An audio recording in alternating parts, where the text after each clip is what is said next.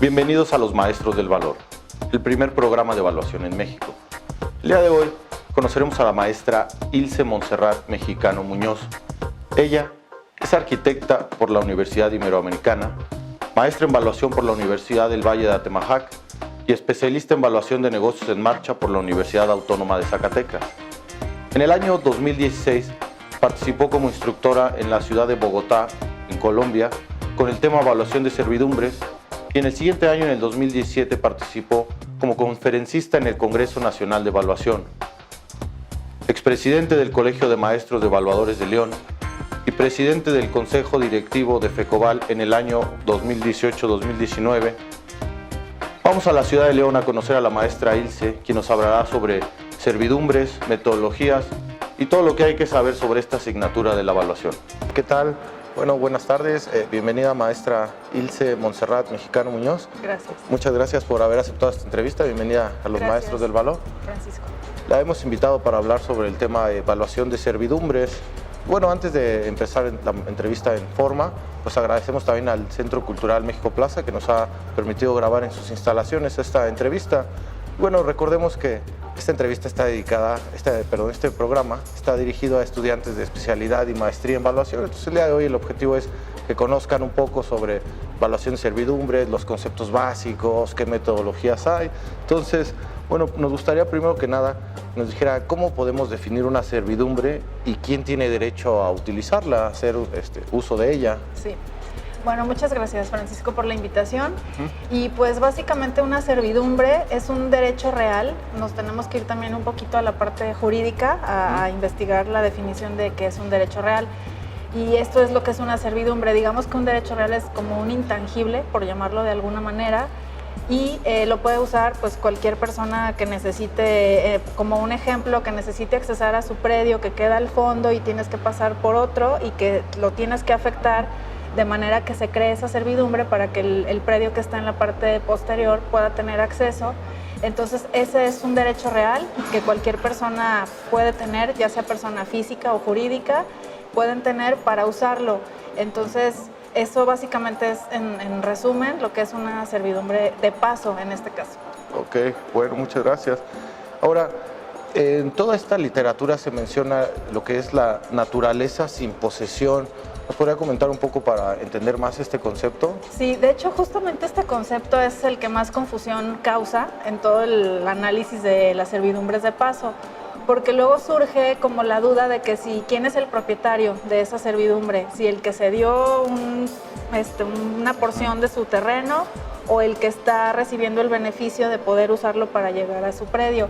Entonces realmente la servidumbre es a lo que se refiere que nada más es la posesión, sin posesión, perdón, es que no es propietario de esa fracción de tierra, simplemente se tiene el derecho para pasar por ella, para poder llegar al predio que está en la parte posterior. Es algo así como luego escuchamos en las herencias o en los juicios sucesorios, que una persona tiene la nuda propiedad del inmueble y otra persona tiene el usufructo vitalicio. Okay. Es un ejemplo que yo utilizo mucho como para aterrizarlo un poquito más en el tema de servidumbres. En el caso de la servidumbre, cuando se refiere sin posesión, quiere decir que no hay propiedad, no es propiedad de nadie de las partes que intervienen, simplemente tienen el derecho a usarla, que vendría siendo el caso como el usufructo vitalicio. Okay. Tienes derecho a usarla, a pasar por ella, pero no eres propietario de esa fracción de terreno. Okay. Entonces, por ejemplo, me imagino que esto da lugar a muchos conflictos en el sentido de que la gente confunde que el dueño es el que la usa, ¿verdad? Sí, o el que la está usando todo el tiempo, piensan que él es el dueño y vienen los conflictos. Incluso debe de aparecer en la escritura del predio que cede esta porción de terreno, debe de aparecer en la escritura, pero mencionándose que como servidumbre de paso, más no ya como propietario de esa parte del predio. Ok. Bueno, ahora en su ponencia que presentó en el año 2017 menciona el concepto de predio dominante y predio sirviente. ¿Podría comentarnos un poco sobre esto? Sí, claro. De hecho, son las partes que conforman una servidumbre. Okay. Lo que es el sirviente, que viene siendo la parte afectada, la que resulta afectada porque cede una porción, o sea, sirve, por eso se llama sirviente, porque sirve una fracción de su predio para que sea utilizada para que el predio dominante, el dominante es quien recibe el beneficio de esta afectación. Entonces, por eso es el dominante, pues es el que va a dominar en este caso, porque va a recibir el beneficio, y el sirviente es el que va a servir esa fracción y es el que va a resultar afectado para que el predio dominante pueda tener acceso por medio de esta servidumbre. Ok, perfecto, muchas gracias. Bueno, y por ejemplo, ¿cuáles son los motivos, o sea, en el día a día, ya obviamente en juicios, tal vez en condominios que se dan de alto, o sea, hay gente allá afuera que hay motivos que la llevan a incurrir, ¿verdad?, en valuar una servidumbre. ¿Qué tipos de casos son los que dan origen a que se requiera valuar una servidumbre, no? Bueno, generalmente, a veces en la cuestión de que hay una herencia y pues hay que evaluar los predios y hay una servidumbre, o bien también cuando hay afectaciones porque se va a construir alguna obra pública, ya sea una carretera, una avenida, o que va a pasar un ducto de Pemex o un gasoducto, entonces vamos a afectar y necesitamos disponer de un pedazo de tierra, por llamarlo coloquialmente, y se tiene que evaluar para ver cuánto se le va a pagar a las personas propietarias de ese predio y que se les va a afectar y se les tiene que comprar esa parte de tierra. Para eso se utiliza el avalúo, pues para saber hacer la negociación justa dentro del valor de mercado de la tierra, de la afectación que va a resultar también por disponer de esa fracción de terreno. Entonces, por eso luego se ocupan este tipo de servicios de evaluación de servidumbres. Ok, y por ejemplo, ya cuando se está realizando el avalúo, ¿cuáles son el tipo de complicaciones que pueden surgir al respecto, o contratiempos, o las dificultades propias, ¿no?, de esta disciplina? Claro. Bueno, yo lo que veo mucho en los avalúos que nos ha tocado revisar o casos que nos han llegado es que nada más se evalúa la fracción de terreno que se van a utilizar como servidumbre. Sin embargo, obviamente al crear esta servidumbre se va a crear un beneficio para una parte que sería la dominante, que ya la mencionamos, pero también a veces el crear este tipo de servidumbres afecta al entorno, afecta, pues por ejemplo, el predio sirviente, a lo mejor y tenía una vista muy bonita cuando tenía la disposición de la totalidad del predio, y ahora con esa servidumbre tal vez la vista ya no va a ser la misma.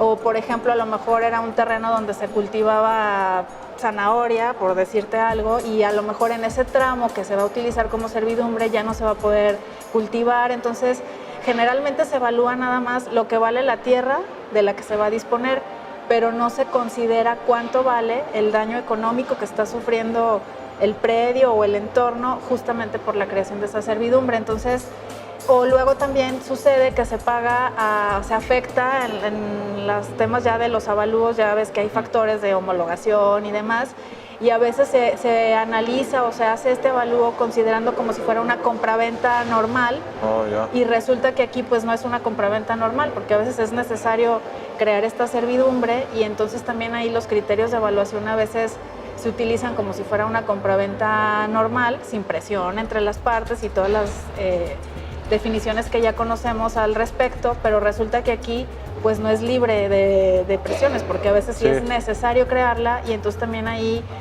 no se demerita de más o se premia, etcétera. Entonces, como que el criterio específico para evaluación de servidumbres de paso sí es muy puntual en ese sentido de que sí se deben de considerar otros factores y no nada más como una evaluación de una compraventa de un terreno. Sí, o sea, es un error si alguien quiere evaluar una servidumbre de 200 metros, evaluarlo como si fuera un terreno urbano de 200 metros, con estudios de mercado. ¿Es un error de los más comunes? El mercado te sirve porque finalmente lo utilizas para la negociación, pero tú dices, son 200 metros de terreno, a 1,000 pesos el metro, te voy a pagar 200,000 pesos. Sí, no es correcto. Es lo que vale la tierra, pero no están considerando el daño que está sufriendo el entorno, el predio, además de la tierra. Entonces, en este modelo que yo propongo, consideramos, además del valor de la tierra que se tiene que pagar al propietario que lo está sirviendo, pues también el daño que genera al entorno por la creación de esta servidumbre. Entonces, es ahí donde se considera, y por ejemplo,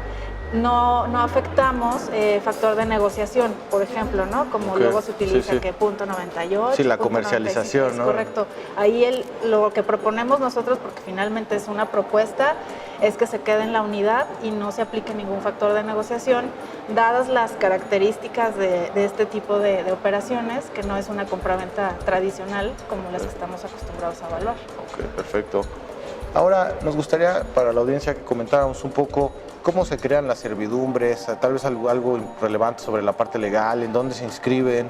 ¿Puede comentarnos un poco acerca de eso? Claro que sí, Francisco. De hecho, deben de quedar registradas en el registro público de la propiedad.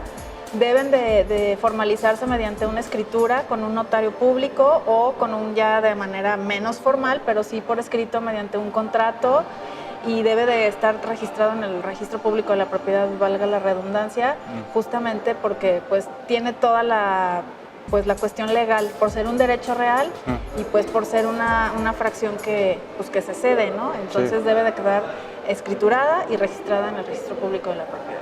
Ok, por ejemplo, bueno, la gente, al igual que yo, puede estar imaginando, bueno, ahí puede haber servidumbres en el centro de la ciudad, como esos predios que quedan en el corazón de Manzana, ¿verdad? No importa si es Zacatecas, Querétaro, Guanajuato, pero también puede haber con fines de infraestructura, para expropiaciones, o en los ranchos agrícolas. Entonces, ¿qué hay sobre la clasificación de las servidumbres? Sí. Mira, originalmente las servidumbres de paso se habían creado de manera voluntaria, así como que por las necesidades del entorno, ¿no?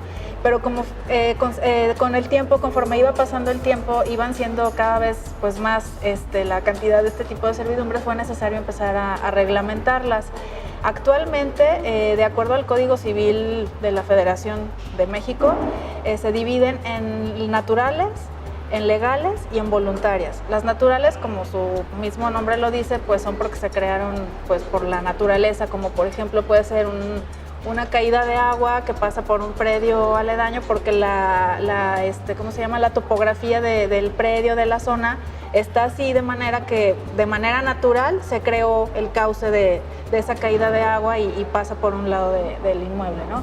Las legales pues son también, como el nombre lo dice, las que se crean ya por temas que vienen en la ley, y las voluntarias por la voluntad del hombre, o sea, está así como muy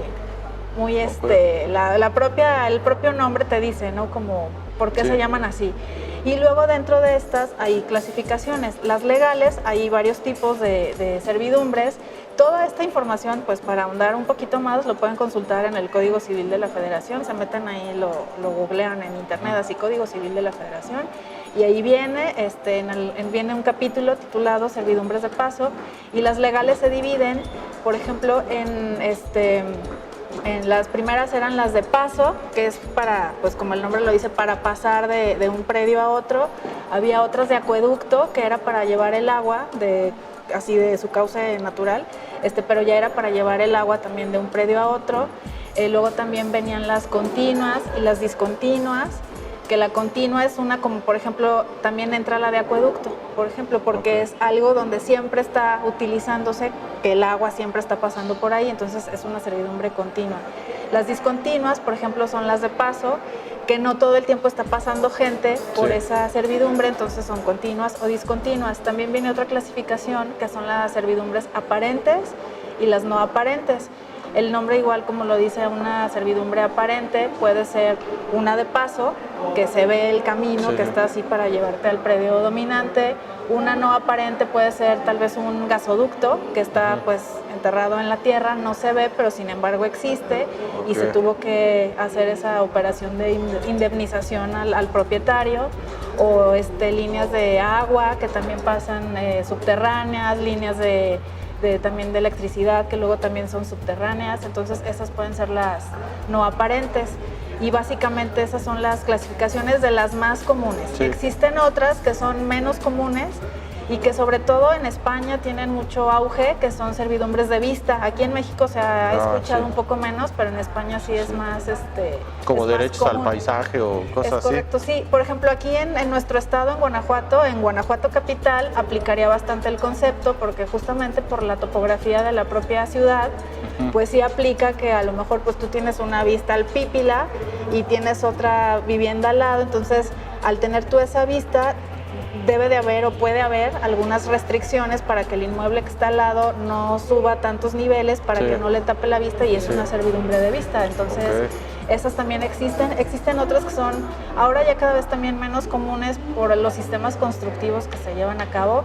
que se llaman servidumbres de medianería, que es el muro medianero que luego escuchábamos en las casas dúplex.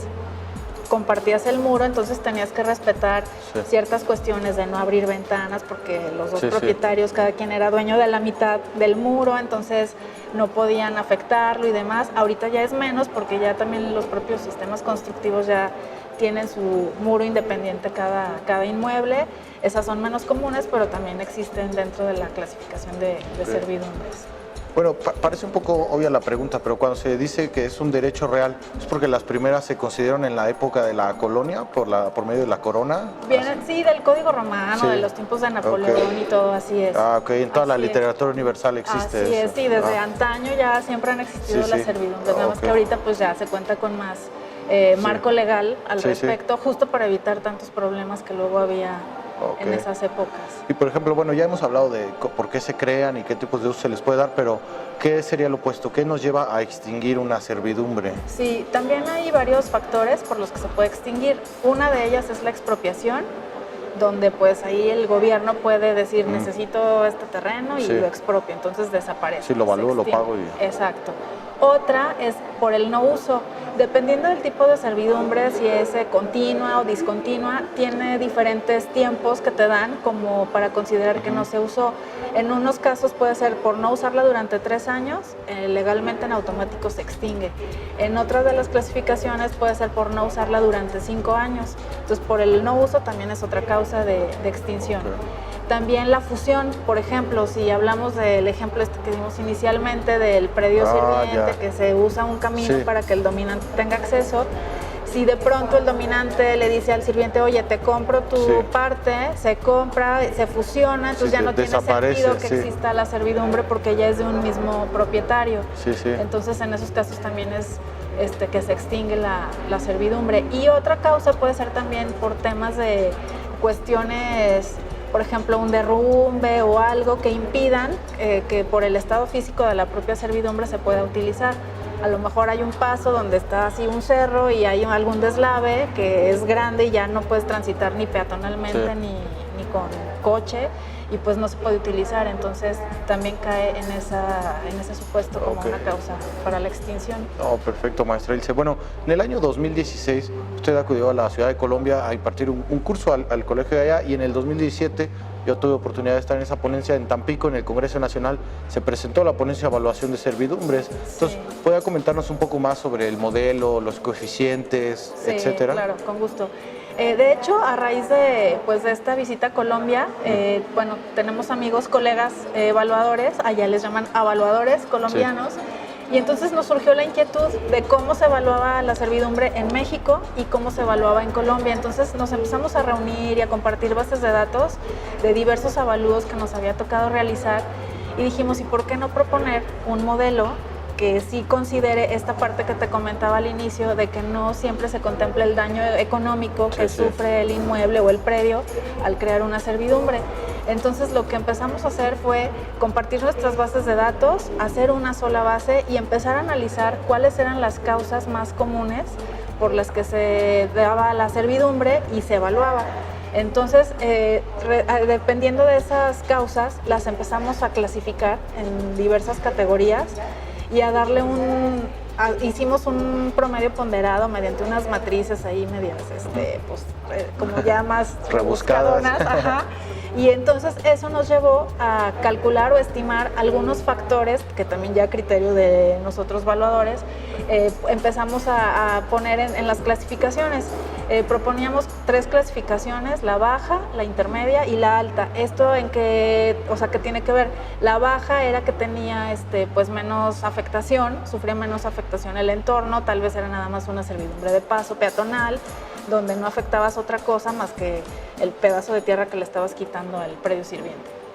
La media ya era afectaciones mayores al entorno, tal vez lo que te comentaba de que ya dejas de cultivar no sé, cebolla, porque al quitar esa parte de la ya tierra pierdes productividad. Entonces ya es un daño mayor al que nada más simplemente pues, no lo puedes utilizar como el predio sirviente.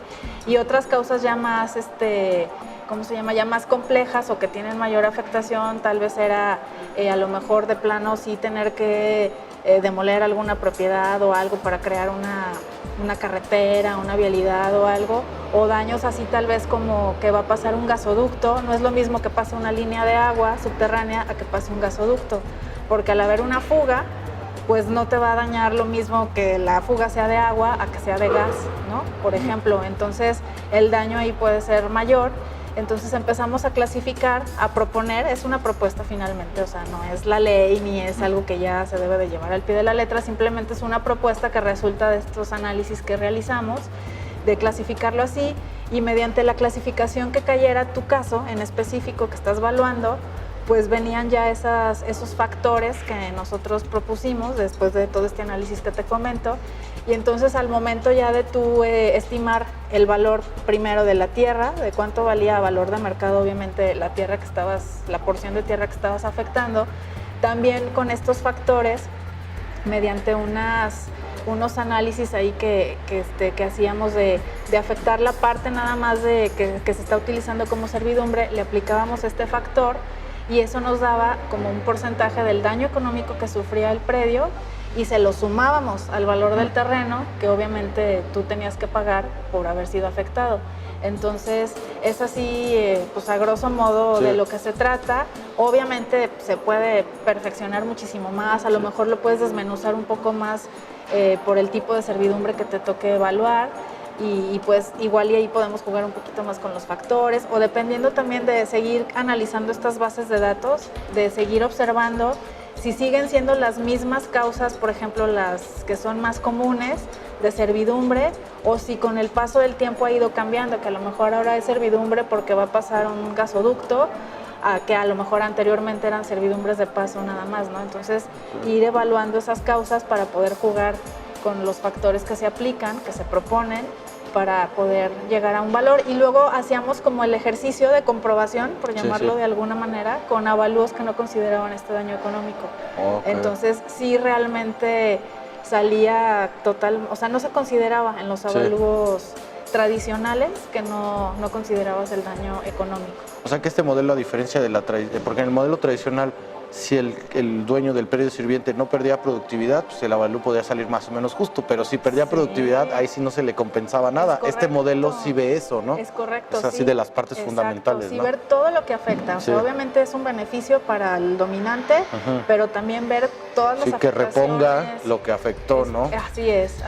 Sí, porque luego esa parte no se considera como que nada más es la tierra, cuánto vale, tantos metros por tanto valor por metro cuadrado y es lo que te pago. Sin embargo, pues sí, no se consideraba esta parte del daño económico. Sí.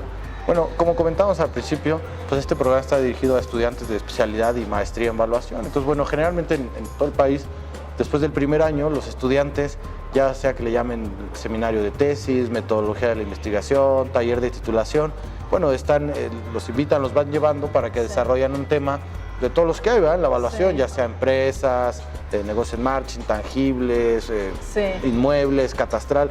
Una es la evaluación de servidumbre. Si alguien, digamos, que nos está viendo quisiera titularse y va empezando, podría tomar este tema, y no sé si a usted se le ocurre algún tema o algún área en la que podrían desarrollar una tesis relacionada con evaluación de servidumbres. Sí, pues yo creo que sí sería bastante interesante porque no hay muchas de estos temas de servidumbre, o sea, o hay de servidumbres de paso, pero no de modelos de evaluación para servidumbres de paso. Entonces yo creo que sí sería interesante ahondar un poquito más en este tema de los factores, del daño económico, para pues cada vez acercarnos más como al valor justo, real, de la afectación que está teniendo el predio y no quedarnos nada más, como te digo, en que tanto vale el metro cuadrado por tantos de tierra y es lo que se paga. Entonces, digo, aquí todavía le queda como que mucho camino por andar, por analizar, por revisar y yo creo que sí sería interesante que lo retomaran en ese sentido, sobre todo porque estamos muy acostumbrados a que las tesis son muy teóricas, ¿no? O sea, Generalmente luego son así como que manual de procedimientos para tal, Sí. pero como que luego nos da miedo meternos ya a echar número, a arrastrar Como a el innovar lápiz. un poco, Exacto, a decir, a ver, yo propongo esto, pero ya en cálculo real, como sí. tipo taller, ya de, a ver, vamos a hacer un ejercicio ya con números, valores y todo, como que luego nos da miedito, entonces Sí, nos sí. quedamos como nada más en la parte teórica y por la experiencia que yo he tenido con alumnos luego de la maestría, todos están así como necesitados y te piden, es que queremos ejemplos, como que está bien la teoría, es una base, pero necesitas también la parte práctica, pues para justamente aterrizar todo lo que ves en la teoría. Entonces, una tesis con modelo de evaluación para servidumbres, además que hoy en día es algo que se utiliza mucho, se está utilizando mucho por todo este tema de la reforma energética, por todo el tema de las obras públicas que se realizan en las ciudades, en los estados. Entonces, sí es necesario como tener un poco más, o sea, sí hay campo de trabajo, sí hay trabajo que te solicita evaluación de servidumbres, entonces qué mejor que pues tener modelos que te ayuden a acercarte lo más posible al valor justo de la transacción, de la indemnización o como le quieras llamar. Y sí sería muy interesante que retomaran estos temas, pero con ejemplos así de modelos, Sí. de ejercicios prácticos. Ok, bueno, maestra, pues finalmente la pregunta que le hacemos a todos nuestros invitados, ¿qué mensaje le manda usted a los estudiantes, a la gente que actualmente está estudiando la especialidad o la maestría en evaluación? Bueno, pues primero que nada que se animen, que se atrevan a equivocarse, porque luego nos da miedo de no, y si lo hago mal y si me equivoco, pues que se atrevan a innovar, a investigar. Desafortunadamente en México como que nos da miedo esa parte de la investigación, queremos que ya nos lo den todo ya desmenuzado, cómo se aplica y no nos gusta meternos a investigar. Entonces, pues primero que nada eso, que se atrevan a hacer cosas que nunca han hecho, que se atrevan a investigar. Se necesita mucha bibliografía todavía al día de hoy de evaluación, es poca la literatura que encuentras, entonces la verdad creo que sí es una parte muy importante y que ahorita justamente en estas generaciones pues que están jóvenes, que traen ideas frescas, que pues son de otras generaciones y ya no tanto como de las nuestras, pues que se atrevan a hacer, a equivocarse, es prueba y error y pues finalmente la idea es que haya pues nuevos modelos que puedas utilizar porque la vida es cambiante constantemente, entonces sí tenemos una base de cuál parte y nace la evaluación, pero qué interesante que ahorita ya pueda haber nuevos modelos que también van en función de todas las herramientas que ahora tenemos tecnológicas y demás, entonces que puedas conjuntar toda esa parte que ellos tienen y con la que han venido creciendo y estudiando, que no nos tocó mucho de ello a nosotros y que pues que se atrevan a proponer ideas nuevas y modelos nuevos. Eso sería más que nada la invitación, que no se queden en su zona de confort. Perfecto. Sí. Bueno, pues muchas gracias por haber aceptado esta entrevista, maestra Ilse, y bueno, pues solo me queda decirle que es usted una auténtica maestra del valor. Muchas gracias, Francisco, igualmente. Gracias. Sí. Muchas gracias por habernos acompañado. Queremos agradecer especialmente al Centro Cultural México Plaza por habernos apoyado para la realización de este episodio. Los invito a ver nuestro siguiente programa, donde conoceremos a nuestro siguiente maestro del valor, quien nos ayudará a saber por qué saber evaluar es saber pensar.